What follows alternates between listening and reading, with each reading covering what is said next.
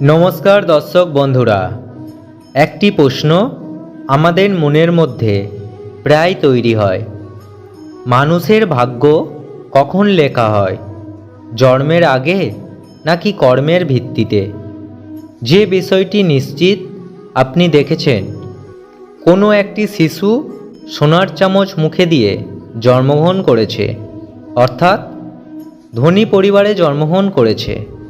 ঠিক সেই সময়ে কোনো একজন শিশু অত্যন্ত গরিব ঘরে জন্মগ্রহণ করেছে। কেন এই বিষয়টি হয়ে থাকে?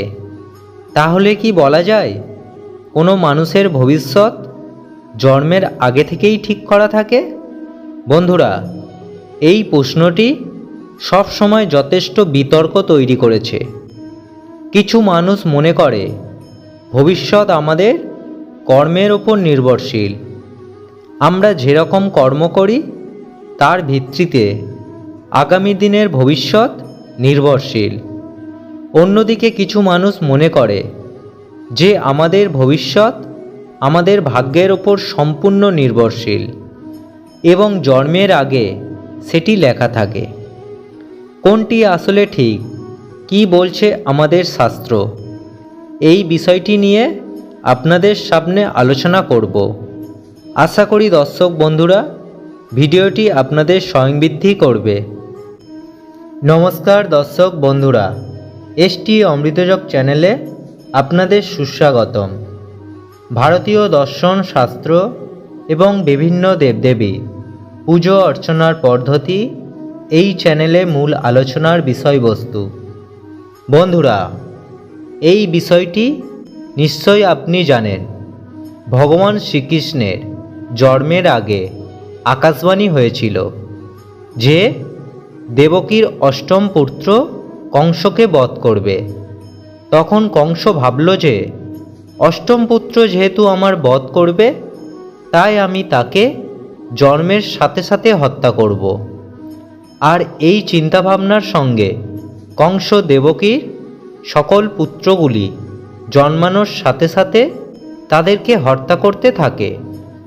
এইভাবে দেবকীর অষ্টম পুত্র যখন জন্ম নেবার সময় হলো, তখন দেখা যায় সে সন্তান না তো শুধু জন্ম নেয়, বরং সে বড় হয়, শেষ পর্যন্ত কংসকে সেই বধ করে। সে আর কেউ নয়, আমাদের সকলের আরাধ্য ভগবান শ্রীকৃষ্ণ। সুতরাং এই ঘটনা থেকে আমরা পরিষ্কার বুঝতে পারি যে শাস্ত্রীয় গ্রন্থ বলছে কংসের পরিণতি প্রথম থেকেই নিশ্চিত ছিল। তাই হাজার চেষ্টা করেও কংস তার নিয়তি এড়াতে পারেনি। কংসের কিভাবে কার হাতে মৃত্যু হবে এইগুলি তার জন্মের পূর্বে লেখা হয়েছিল।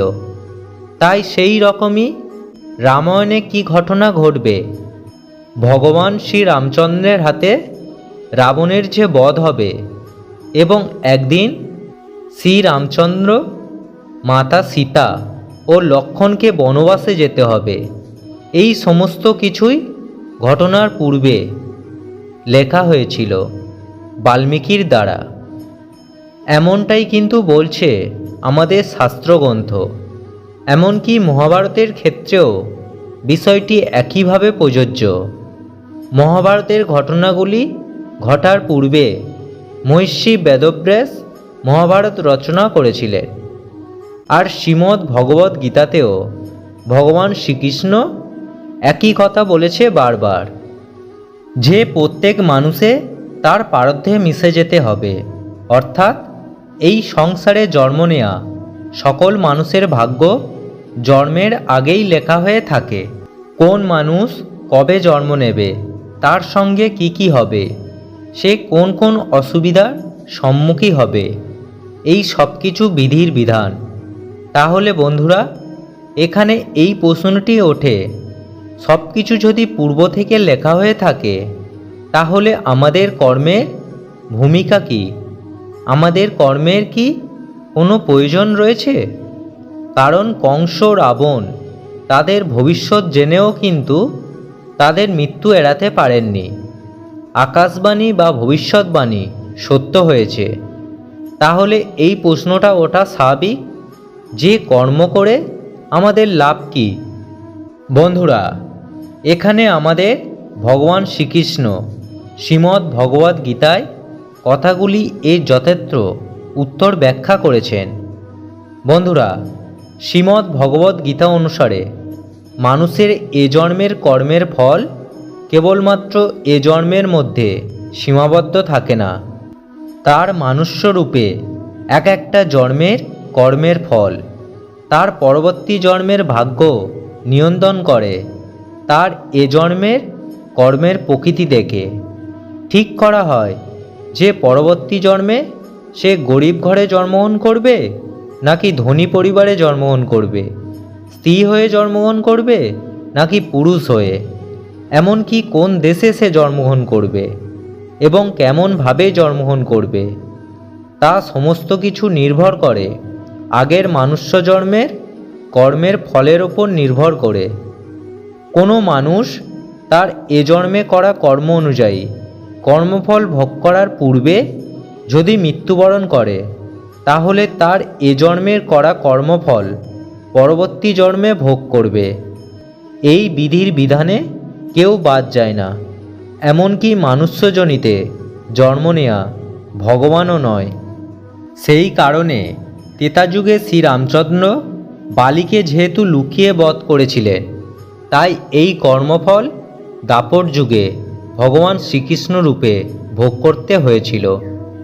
শাস্ত্রীয় গ্রন্থ অনুসারে ত্রেতাযুগের বালি দাপর যুগের জোড়া নামক ব্যাধরূপে জন্মগ্রহণ করে আর ভগবান শ্রীকৃষ্ণের মৃত্যুর কারণ হয়েছিল।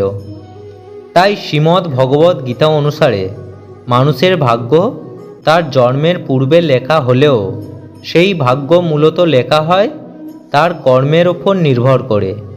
বন্ধুরা, এই সংসার একটি রঙ্গমঞ্চ, যার শুরু এবং শেষ স্বয়ং ভগবান। আমরা এই রঙ্গমঞ্চের একটি ছোট ছোট পার্ট, যাদের কোনো না কোনো উদ্দেশ্যে এই সংসারে জন্ম দেওয়া হয়েছে, আর সেই উদ্দেশ্যকে খুঁজে পাওয়াই আমাদের প্রধান কাজ। আমাদের পূর্বজন্মের কর্মের ভিত্তিতে আমাদের এই জন্মের ভাগ্য যেমন লেখা হোক না কেন, আমাদের এই জন্মের কর্ম যেন সর্বদা ভালো হওয়া প্রয়োজন। কারণ আমাদের এই জন্মের কর্ম কিন্তু ভাগ্য লেখার বিভিন্ন ঘটনাকে পরিবর্তন ঘটাতে পারে।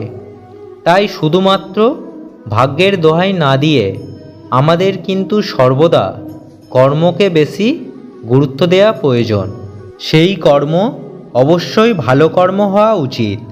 আর কর্ম করার সময় ভগবান শ্রীকৃষ্ণের এই কথাটি সর্বদা মনে রাখা প্রয়োজন। তা হলো শ্রীমদ্ ভগবদ্ গীতায় সবচেয়ে গুরুত্বপূর্ণ বাণী, অর্থাৎ মানুষের অধিকার রয়েছে শুধু কর্মে, কর্মফলে নয়। কর্মফলের আশঙ্কা নিয়ে কর্ম করা মানুষের কর্তব্য নয়। তেমন কর্ম থেকে বেরোতে থাকা মানুষের কখনো উচিত নয়। কারণ কর্ম করলে একটা না একটা ফল লাভ হবেই। ভালো কর্ম করলে ভালো, খারাপ করলে খারাপ। আশা করি দর্শক বন্ধুরা ভিডিওটি আপনাদের ভালো লেগেছে। এই বিষয়ে যদি কোনোরূপ প্রশ্ন বা মতামত থাকে তাহলে নিচের কমেন্ট বক্সে অবশ্যই জানাবেন। সকলে ভালো থাকুন, সুস্থ থাকুন এই কামনা করে আজকের মতন এই ভিডিওটি শেষ করলাম। নমস্কার, ধন্যবাদ। ঈশ্বর আপনাদের মঙ্গল করুক।